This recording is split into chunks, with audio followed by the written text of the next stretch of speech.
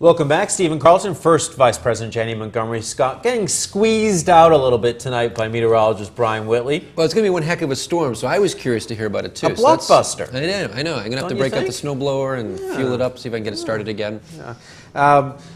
Of course, you're going to not probably want to get around tomorrow. Save a little money on gas prices, which are rising. They are rising. But, everybody asks, what's going on in Europe and how does it affect America? This is a perfect example. Food prices, inflation. When the U.S. dollar goes down and the European currency goes up, our costs go up. Our food costs go up, our energy costs go up because it's priced in U.S. dollars. So some good news. We've kind of topping out at this point. The euro started to go down this week. Okay. The European market's gone down dramatically. We're negative in Europe now for the year.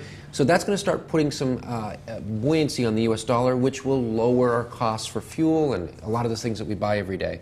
So we could be nearing a top, which would be great news for a lot of people. Which would be great news. We have a map to show you. We can throw it on the screen real quick. And this is how gas prices look across the country. Green, of course, being the lowest, red being the highest. Most folks now are paying within the between $3 and $4 for a gallon of gasoline. I filled up with premium the other day, and it was $4.25 at Stewart's. I couldn't believe it. So we've been here before, and we got up to that point, and we came off it pretty quickly. I think the same thing's going to happen here. It really is going to slow the consumption down. It's going to slow the economy down.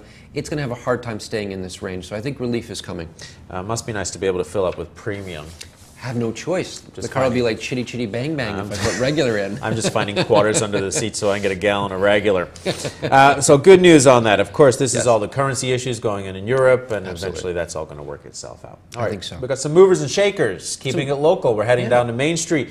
Spot Coffee opening in Saratoga. Absolutely. I've been waiting for this place to open up. It's a Canadian company, started in Canada, and I look out my office window and it's right around the corner, so I'm excited about them finally opening up. Also opening a location in Glens Falls. In Glens Falls, 2 new restaurants opening, the Downtown City Tavern on Elm Street, Vagabond, which is opening right across from City Hall, Downtown City Tavern, pizzas, that type of stuff. Vagabond, more Italian fare. I love it. Just the name Vagabond. I've got to go check it out. Yeah. All right, you're on your own because I can't eat that stuff.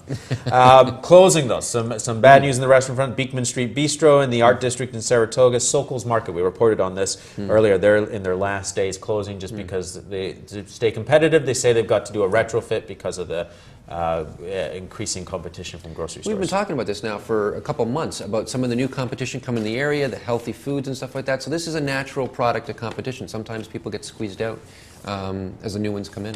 And you are getting squeezed out, sir. We are out of time. We had a lot more to talk to you about today, but squeezed out because of the weather. Yes. As that storm heads our way. Always a pleasure. Thanks, All right. David. First Vice President Jenny Montgomery Scott, this man, Stephen Carlton. Of course, as always, it's on our website, looktvonline.com.